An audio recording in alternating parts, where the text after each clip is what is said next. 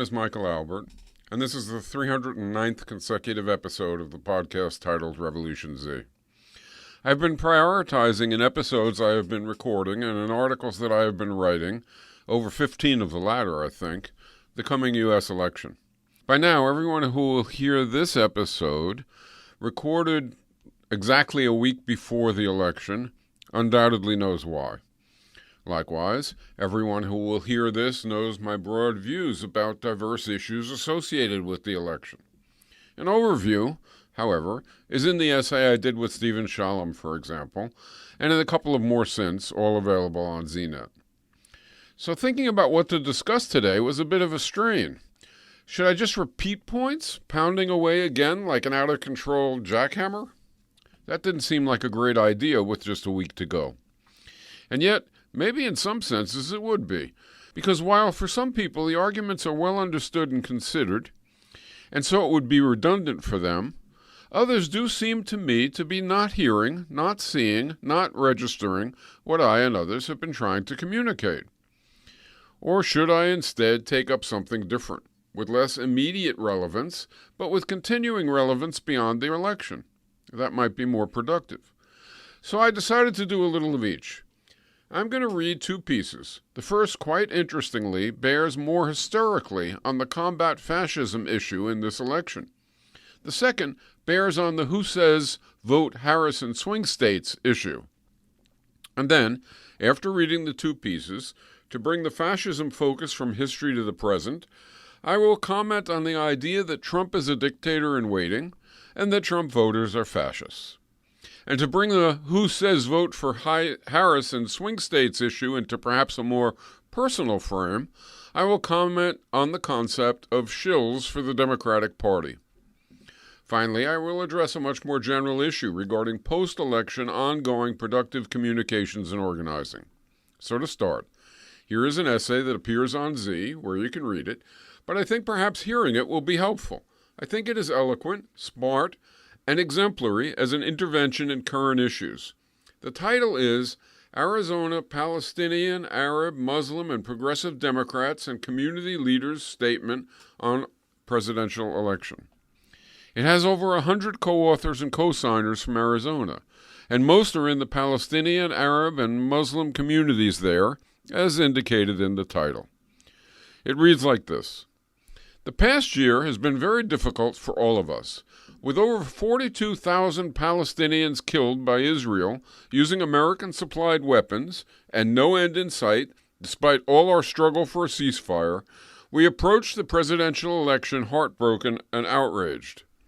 We know that many in our communities are resistant to vote for Kamala Harris because of the Biden administration's complicity in the genocide. We understand this sentiment. Many of us have felt that way ourselves, even until very recently. Some of us have lost many family members in Gaza and Lebanon. We respect those who feel they simply can't vote for a member of the administration that sent the bombs that may have killed their loved ones. As we consider the full situation carefully, however, we conclude that voting for Kamala Harris is the best option for the Palestinian cause and all of our communities. We know that some will strongly disagree. We only ask that you consider our case with an open mind and heart, respecting that we are doing what we believe is right in an awful situation where only flawed choices are available. In our view, it is crystal clear that allowing the fascist Donald Trump to become president again would be the worst possible outcome for the Palestinian people. A Trump win would be an extreme danger to Muslims in our country, all immigrants, and the American pro-Palestine movement. It would be an existential threat to our democracy and our whole planet. When we think of Trump in power again, we recall that even a genocide can get much worse. Trump just said that Netanyahu must go further in Gaza, while criticizing Biden for trying to hold him back. His biggest donor, Miriam Adelson, who demanded in 2016 that Trump move the U.S. Embassy to Jerusalem if elected, which he then did, is now telling Trump to allow Israel to annex the entire West Bank. Netanyahu, Ben Gvir, Smotrich, And the entire far right in Israel want Trump to win and grant Israel total free reign. We cannot give them what they want. Trump must be defeated. The only way to defeat him is to elect Kamala Harris. Voting for Harris is not a personal endorsement of her or of the policy decisions of the administration in which she serves. It's an assessment of the best possible option to continue fighting for an end to the genocide, a free Palestine, and all else that we hold dear. We are deeply frustrated that Harris has not yet met our movement's demand that she break with Biden, defy the powerful extremists enforcing the status quo, stand with the majority of Americans, and pledge to uphold U.S. law and international law and condition aid to Israel. Still, we believe there are clear reasons to hope that we can win positive policy change with a Harris administration and a Democratic Congress. Multiple media reports state that Harris's national security advisors are open to reevaluating policy and conditioning aid to Israel. On October 13th, the same day the administration threatened to reevaluate military support if Israel did not improve humanitarian conditions in Gaza and reduce civilian casualties in the next 30 days, Harris tweeted, "Israel must urgently do more to facilitate the flow of aid to those in need. Civilians must be protected and have access to food, water, and medicine. International humanitarian law must be respected." In Michigan, the other day, Harris expressed clear sympathy for the suffering of the people of Palestine and Lebanon and the impact of this devastation on Arab Americans. She pledged to do, quote, everything in her power, as president, to end the war in Gaza, end the suffering of Palestinians there, and achieve, quote, a future of security and dignity for all people in the region. Beyond Harris's statements, we know that her decisions as president will be shaped by the larger Democratic Party coalition that includes a growing force pushing for Palestinian human rights. Our Arizona Democratic Party passed a resolution calling for a ceasefire in January. Every single member of Congress who has publicly called for a ceasefire in Gaza or for an arms embargo is a Democrat. The major national unions, civil rights group, and progressive organizations that have called for a halt to military aid to Israel are all working to elect Harris. On the other hand, the Republican Party coalition offers zero opposition to unconditional support for Israel and zero support for Palestinian human rights. Instead, Republicans urge the U.S. to join Israel in bombing Iran, call to, quote, bounce the rubble in Gaza, and, quote, kill them all, and would likely support the Israeli far-right's drive to annex Gaza and the West Bank. What about a third party? Many in our communities believe this is our best option. Unfortunately, there is not a single third-party member of Congress or even a state legislator in America. In our electoral system, no third-party candidate can win this election, but voting for them could make Trump president. The polls show the presidential election is extremely close and that it will be decided by 7 swing states, including Arizona. While voting third party may be strategic in non-swing states as a protest of the current U.S. Israel-Palestine policy or as a step to qualifying the Green Party for public funding in future elections by winning at least 5% of the national vote, doing it in Arizona or other swing states in such a close election could bring disaster. Some argue that if Palestinian, Arab, and Muslim voters and our allies vote for a third-party candidate and intentionally throw the election to Trump, taking credit for defeating Harris, it will prove our power to decide a close election and, quote, punish Democrats for complicity in genocide. Unfortunately, this is not how power politics or change works in our country. When Ralph Nader helped throw the election to Bush in 2000, he was rejected by millions for whom he was once a hero, banished ever since to the political margins. When Jill Stein helped throw the election to Trump in 2016, she remained relegated to the political fringe, becoming less powerful, not more. If our communities ally with the Green Party to defeat Harris, we risk marginalizing ourselves as they did by alienating the tens of millions of voters who support the cause of Palestinian freedom and are fighting to defeat Trump by electing Harris. Instead, by helping to elect Kamala Harris, we can say, despite it all, we gave you another chance and helped put you in office to defend democracy and uphold our highest American values. Now, uphold them, end the genocide, and secure political self-determination. We will fight every day to hold you to it. If Harris and Democrats win, we will wage that fight with more allies among the American people, Congress, and the White House than ever before. If they don't deliver, we will have a mandate and mass support to hold them accountable through every nonviolent tool of democracy, including protests, resignation, civil disobedience, primary election challenges, and even potential mass non-cooperation. It's a difficult path, but the path that offers the most hope. The first step, and our best choice in this horrible situation, is defeating Trump by electing Harris. We urge you to join us. That was the statement from the Arizona collective of about 100 people, mostly representatives from the Palestinian and Arab community, although not exclusively.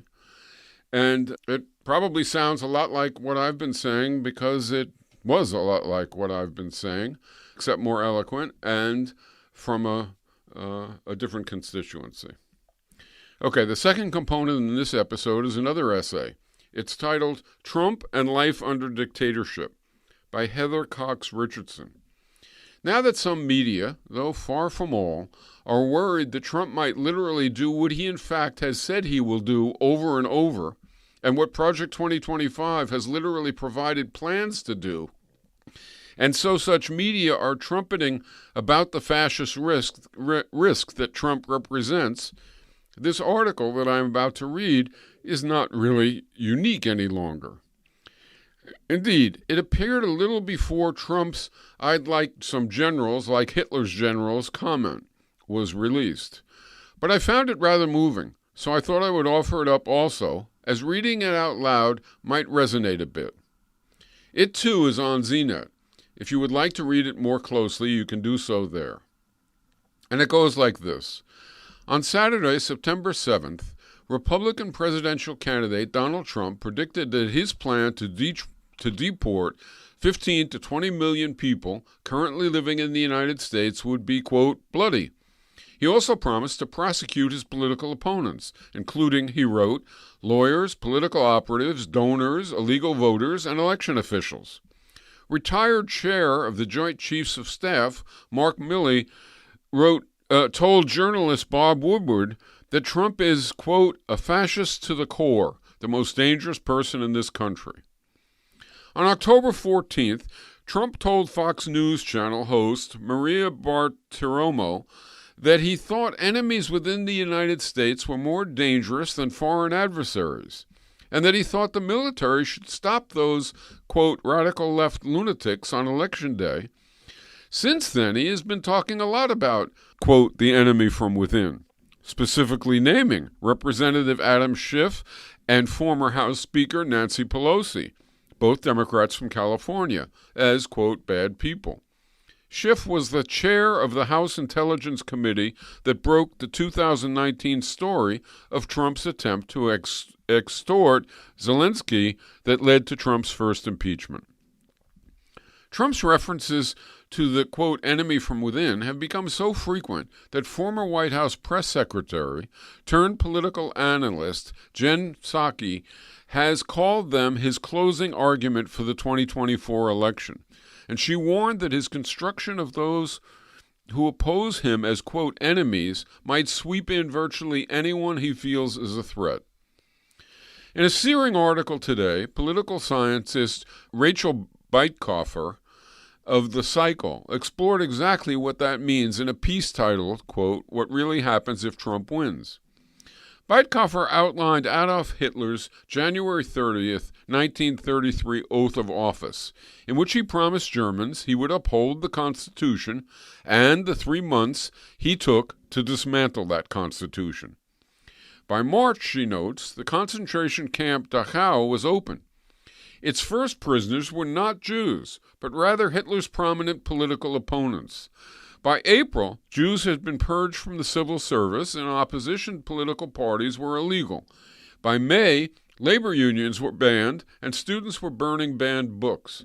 Within the year, public criticism of Hitler and the Nazis was illegal, and denouncing violators paid well for those who did it. Beitkofer writes that Trump has promised mass deportations, quote, that he cannot deliver unless he violates both the Constitution and federal law. To enable that policy, Trump will need to dismantle the merit-based civil service and put into office those loyal to him rather than the Constitution. And then he will purge his political opponents, for once those who would stand against him are purged, Trump can act as he wishes, against immigrants, for example, and others. 90 years ago, as American reporter Dorothy Thompson ate breakfast at her hotel in Berlin on August 25, 1934, a young man from Hitler's secret police, the Gestapo, quote, politely handed me a letter and requested a signed receipt, end quote.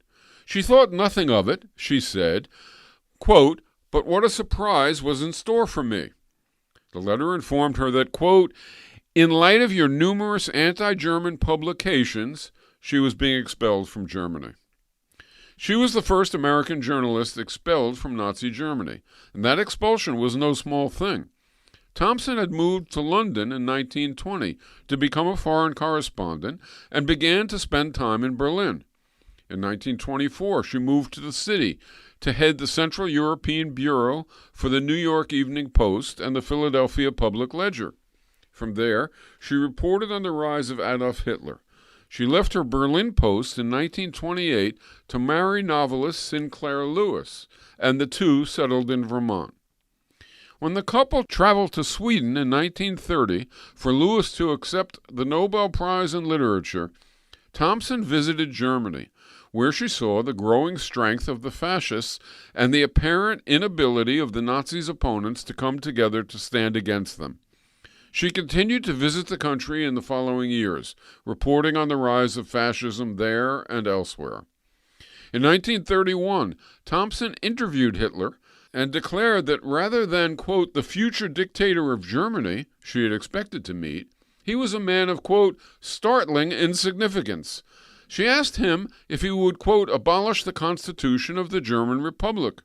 He answered, quote, I will get into power legally, and once in power, abolish the Parliament and the Constitution and, quote, found an authority state. From the lowest cell to the highest instance, everywhere there will be responsibility and authority above, discipline and obedience below, end quote. She did not believe he could succeed.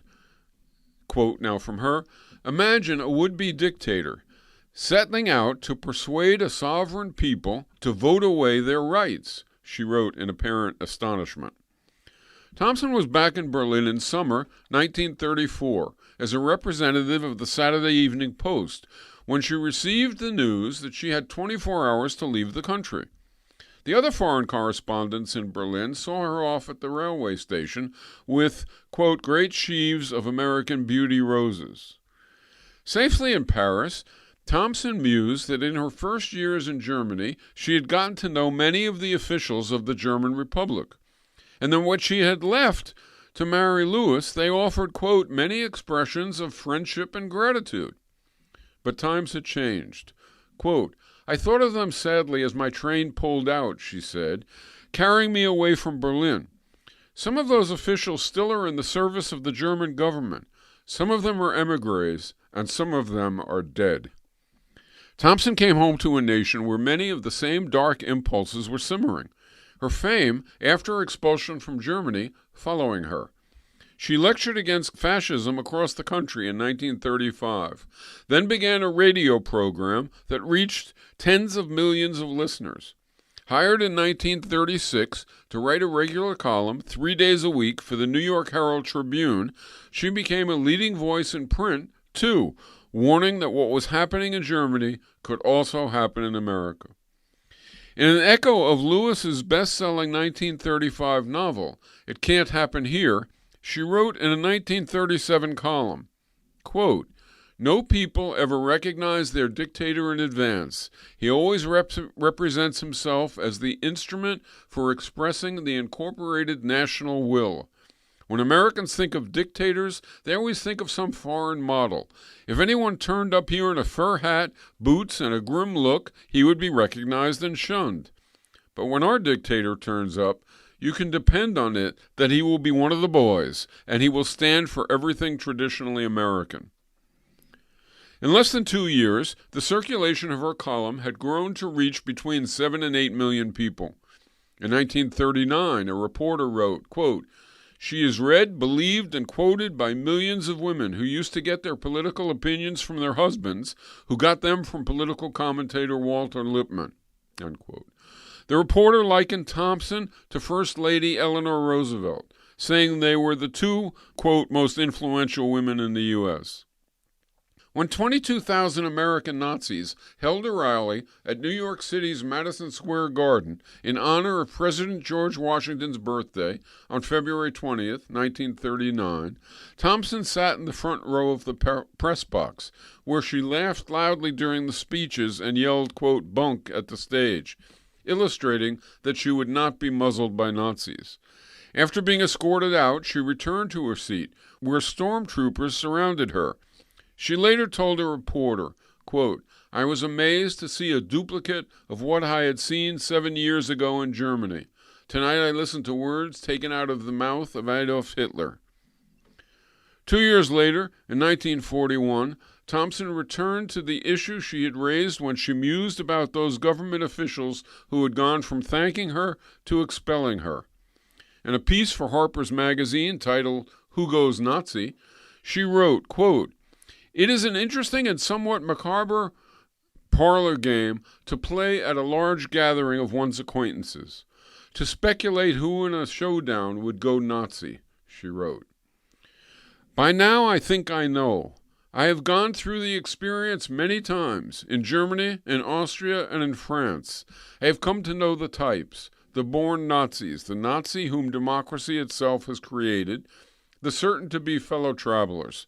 And I also know those who never, under any conceivable circumstances, would become Nazis." Examining a number of types of Americans, she wrote that the line between democracy and fascism was not wealth, or education, or race, or age, or nationality. Quote, "Kind, good, happy, gentlemanly, secure people never go Nazi," she wrote.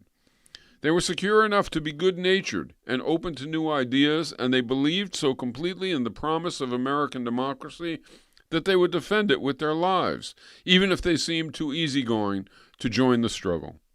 Quote, "But the frustrated and humiliated intellectual, the rich and scared speculator, the spoiled son, the labor tyrant, the fellow who has achieved success by smelling out the winds of success, they would all go Nazi in a crisis," she wrote. "Those who haven't anything in them to tell them what they like and what they don't, whether it is breeding or happiness or wisdom or a code, however old-fashioned or however modern, go Nazi." In Paris, following her expulsion from Berlin, Thompson told a reporter for the Associated Press that the reason she had been attacked was the same reason that Hitler's power was growing. Quote, "Chancellor Hitler is no longer a man. He is a religion," she said. Suggesting her expulsion was because of her old article disparaging Hitler. In her own article about her expulsion, she noted, quote, "My offense was to think that Hitler is just an ordinary man after all. That is a crime against the reigning cult in Germany, which says Mr. Hitler is a messiah sent by God to save the German people. To question this mystic mission is so heinous that, if you are a German, you can be sent to jail. I, fortunately, am an American, so I was merely sent to Paris. Worse things can happen." That's the end of the article. So, next section. Is Trump a dictator in waiting, and are Trump voters fascists? My answer to the former is, yes, he wants to be. And to the latter, it's a mixed no. First, let's consider Trump. Trump has told us He has told us over and over, even before Project 25, which lays it out in 900 pages, what he wants to do. He wants to rule. He wants to have his way. He wants to institute a number of changes. First, in the government itself, rather like Hitler, in order that obstacles to his pursuing his agendas are removed. And then in the country. He wants to drill, baby, drill. He wants to drive out immigrants. He wants to repress the enemy within, if necessary, with the army. If he is elected, and hopefully not, but if he is elected, he will be able to get up on a stage in front of a camera and say, I told you what I was going to do. Now I'm going to do it. You voted for me. You gave me a mandate. I am going to fulfill it. He won't be lying. So I think that there's not much need to say too much about Trump. But what about Trump's voters? Oversimplifying greatly, but I think usefully, I see them as composing two subsections. Of course, there's more than that, but for purposes here, two subsections. Those that are unreachable and those that are reachable. What characterizes the unreachable? I doubt that anyone is going to talk to the Proud Boys and convince them to take off their MAGA hats and realign themselves toward more left values and aspirations. It's not a good use of time. It is not likely to succeed.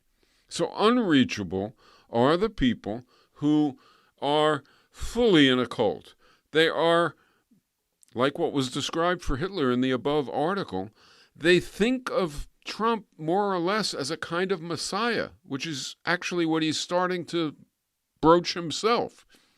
They think of him not just even as a leader, but as an infallible leader. And they much more persistently and for a long duration are racist, are misogynist, are jingoist, are violent. That subsection that I think is not going to be reached anytime soon by calm reasoning, by even emotional exhortation, is what I'm calling one of the subsections. The other one is more reachable. Consider an interesting fact. After the last election, it was revealed, I don't know about polls, but this one was probably accurate because it wasn't a pre-election poll, it was a count, that over 50% of white women supported Trump against Biden. That diminished some, but even in the lead up to this election, it was roughly the case. Women were more supportive of the Democrat, first Biden, then Harris, but still it wasn't anything overwhelming. And then Roe v. Wade was rescinded, and something happened to the point where it's, I don't know whether it's now 70-30 or even more than that women favor Harris. But why? That is to say, Trump was a rapist all along. Trump was misogynist, grossly vile, and said he was going to get rid of abortion or reproductive rights. And yet none of that seemed to matter very much. It didn't lead to anything like the large-scale change in the voting commitments of women. I think it's because lots of people in the, let's call it Trump camp, the Trump voters, don't take his word seriously. The unreachable part do. But this other part, this reachable part, thinks it's entertainment. It's amusing. It's exaggeration. It's, in a more sophisticated vein, an attempt to capture the news cycle, which he does do awfully effectively. But it isn't something that we have to think about in terms of this guy's going to do that. He's not. Then comes the rescinding of Roe v. Wade. And suddenly, reproductive rights are real. Suddenly, it is clear, crystal clear, to at least most of those reachable Trump supporters that reproductive rights are doomed if Trump wins. And so there is this massive shift among female Trump supporters. That says something. Actually, it says two things. One's very depressing. The shift did not occur in anything like remotely the same degree among men, and that's rather sad. But the phenomenon among women shows that these women were not deeply attached to Trump. Once something real became evident and became pressing for them, their allegiance changed. They decided they would vote instead for Harris. That says that a great many Trump voters are reachable with evidence, fact, sentiment, etc. Reachable by a constituency or a movement that can talk to them and hear them and respect them, but challenge all of the misguided assumptions, let's call it. What are the sizes of those two groups? How many of Trump's voters are in the unreachable group? How many of Trump's voters are in the reachable group? I don't know. I don't think anybody knows. But I suspect, and I hope, that over half of his voters are reachable, and maybe even 3/4 of them are reachable. Next, I want to bring the who says votes for Harris in swing states issue into a more personal frame. And so I will comment on the concept shills for the Democratic Party. So what is a shill for the Democrats? What does that even mean when people call other people a shill for the Democrats? Well, the dictionary says a shill is, quote, an accomplice of a hawker, gambler, or swindler who acts as an enthusiastic customer to entice or encourage others. Using the phrase shill for Democrats, I think means the Democrats are swindlers, liars, hawkers, etc., and the shill is somebody who acts as an enthusiastic customer, but isn't really enthusiastic about the Democrats, rather has different motives. For instance, self-advance or, being paid off or something like that. I think that's what it means. I think that's what applying the term to people sort of says. Whether intended or not, it says the person being called a shill for the Democrats is being dishonest, is not motivated by truth or anything like that, just is trying to gain support for Democrats for some obscure reason like their own personal advance. So how does it happen that someone calls me, say, or Noam Chomsky 4 years ago, or a good many other people who have written and have thus become visible advocates of voting for Democrats, in our case, in 7 states, in an election with a fascist, as shills? I think that it goes sort of like this, at least most often. At least this is how it seems to me. The person hurling the epithet is offended or outraged that someone else could advocate for people to vote for Harris in swing states to stop Trump because the person says that someone with left values who is paying attention to ongoing genocide can't possibly be urging even just swing state votes for Harris unless there is some extra motivation or unadmitted agenda at work. What is then assumed to be at work is either some kind of psychosis, we've lost our minds, or when the concept shill is applied, some form of self-interest that overrides the person's usual values and reasoning. Or I guess sometimes what is assumed to be at work is that the person was never critical of Democrats in the first place and has always been an advocate for them. Why does it happen when there is literally zero reason to think it is so? So someone sees that I or Chomsky in the past or Norman Solomon say, or Stephen Shalom, or Max Albaum, or Bill Fletcher Jr., or many others, or perhaps the over 100 signers of the statement I read to start this episode off, saying to vote for Harris to stop Trump, and can't quite convince him or herself that we have literally become crazy, or literally support all the ills of the Democrats, and so decides we must be nothing but shills for the Democrats for some other reason that has popped up into our motivations. It's ridiculous, and yet it is asserted often with vehement and even with very nearly violent conviction. Why? Should we wonder if there is something more or other than careful thought and assessment at work? Better not to. Better to just say, well, no. Like since I was first 18 and earlier, in my case about 60 years ago, I am still who I was and simply believe, with the same values intact and fully aware of Democratic Party ills, that it is essential, because of all those beliefs, to stop Trump. And that the only way to do that is for Harris to win. And that the only way for that to happen is for Harris to win in 7, or at least a sufficient subset, of 7 swing states. And therefore, advocate voting for Harris in those swing states. Where does all this lead? For that, we have to consider post-election, post-inauguration. It is Trump, or it is Harris in the White House. And what does someone like me, someone like you, do next? Part of the answer seems to me really quite evident. We work on for change, given our means, as we think best. It'll be different if it's Harris in the White House or if it's Trump. If it's Harris in the White House, I think it will be that we are working for positive gains.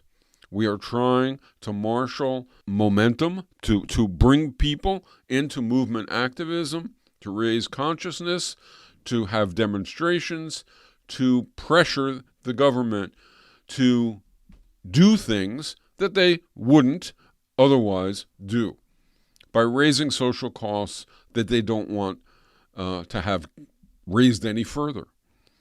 I could go on about that, but that's basically what it means if Harris is elected. What does it mean if Trump is elected? I think it's rather different. I think it will mean a lot of defense of existing situations, not efforts to get things to be much better, but defense of things which are flawed, but which Trump nonetheless wants to remove, to eliminate. Things that aren't what we really entirely want, but that have been won over time and that Trump wants to reverse. It'll also be defense against repression. It'll mean defense of immigrants. It'll mean defense of dissenters, of radicals. It will mean intervening and trying to stop repression and trying to prevent full-on fascism. Those are two very different conditions, and that's part of why people like myself think it's absolutely important and critical for Harris to win instead of Trump. But there's another part of the answer that seems to me not so self-evident.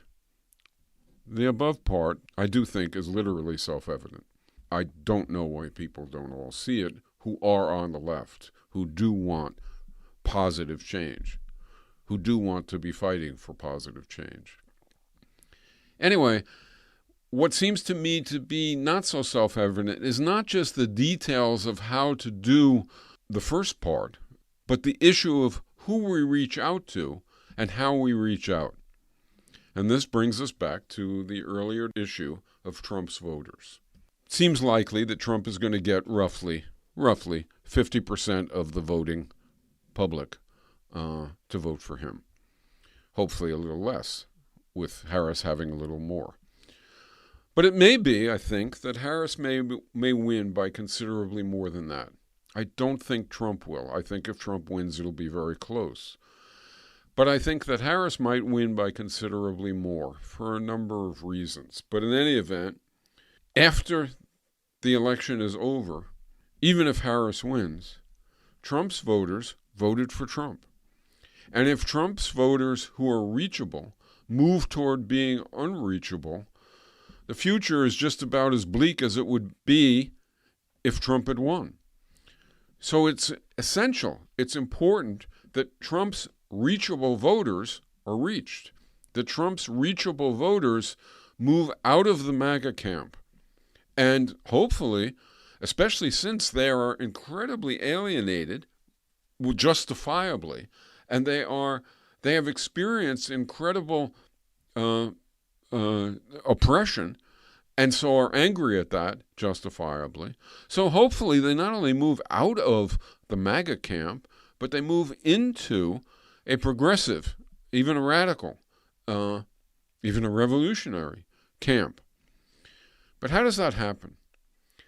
I think one thing that would tend to prevent it, strongly prevent it, is to have the tone of the left be that Trump voters are horrible, that they're deplorable, that they are deluded, that they are ignorant and stupid, etc., etc., etc. Even if one is talking about just the unreachable Trump voters, even if one is just talking about the most racist, the most misogynist, the most prone to become Nazi, in the words of the earlier article. Even so, addressing them in that fashion, describing them in that fashion, is going to tend to cause the reachable Trump voters to defend them. It's going to tend to cause the reachable Trump voters to be offended and to take sides with them. That's a disaster. It's an unintended disaster. It is not what we should be doing. Therefore, we have to find a way, and I can't propose what it should be. I can't. But we have to find a way to communicate with Trump voters in a manner that takes them seriously, that shows respect for them, that listens to them, that hears their grievances, which for the most part are valid and are even in many instances greater than the grievances that many and even perhaps most of Harris's voters have. And we need to be able to express how to address those grievances, how to try to win changes to alleviate the pains that they suffer. So all that, I guess, is where, I'm feeling a week before the election. Am I scared that Trump will win? Yes. Do I think that a Trump victory would be horrible for the United States, but also for those in the Mideast and for, indeed, the world? Yes. Do I think it's the end of history? No. It would be possible after that to stand up, to defend what needs defense, which would be a lot, and to begin to move toward also seeking positive gains. But it will be very difficult, very much more difficult than under a Harris administration. So that's why I urge people who live in swing states, not in safe states, whether it be safe for Harris or it be safe for Trump, but in swing states, to vote for Harris to stop Trump. That's why the statement that I read at the outset urged the same thing. That's why the statement about fascism had a similar implication regarding what we might expect from a Trump victory. And that's why I think it is essential, even with a Harris victory, to take very seriously the constituency that has voted for Trump, that will vote for Trump, so that it doesn't move to become unreachable, but in fact becomes reachable. I guess the next episode of this will be recorded either on election day, because I usually do it on Tuesdays, or maybe I'll hold on and do it a day or two later. It's going to take that long, I think, to even know who won. And let me just say one more thing for your, I don't know what to call it, sanity almost on election day. Be aware, on that night, Trump is going to be well ahead, well into the night, maybe until your eyes close and you fall asleep. The reason that we know that in advance is actually very simple. It's not because he's really winning 60-40, let's say, and it might be 60-40 for a good part of the night. It's not because he's winning by 20 points.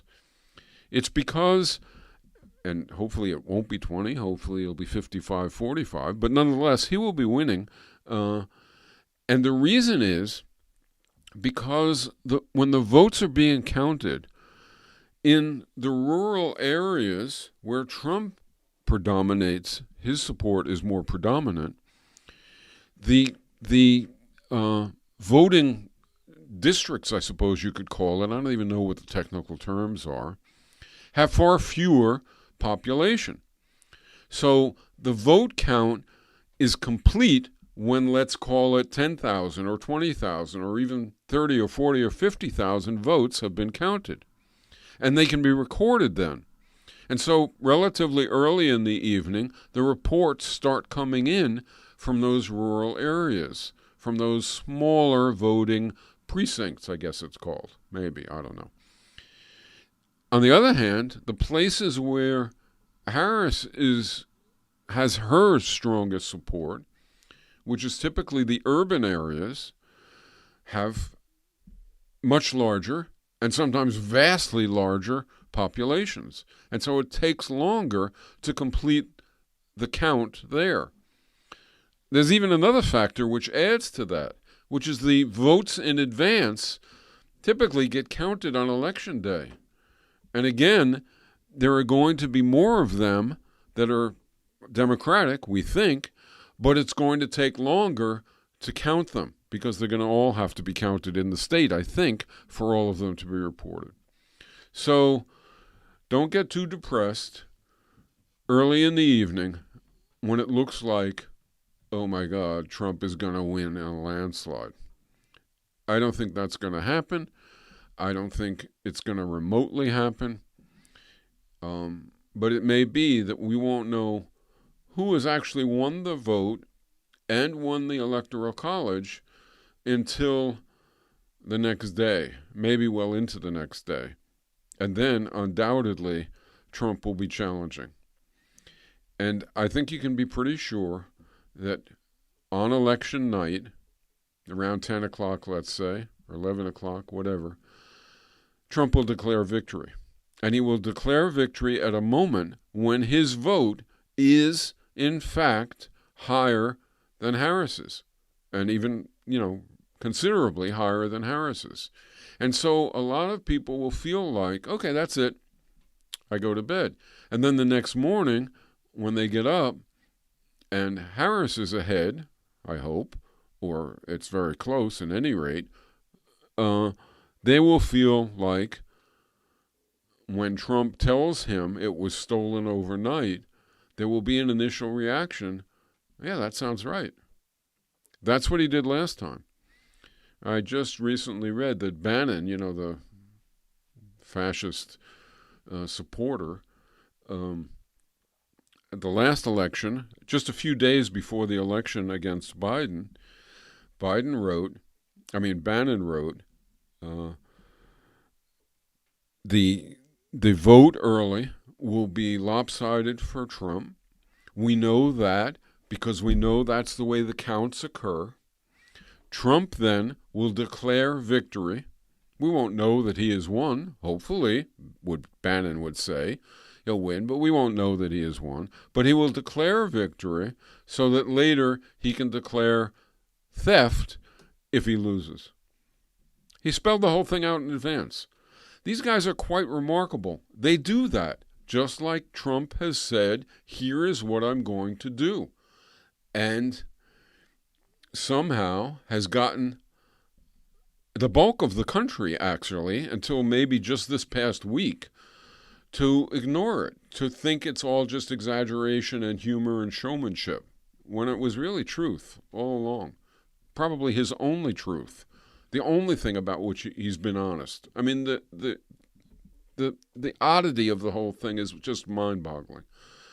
But he has been honest about that.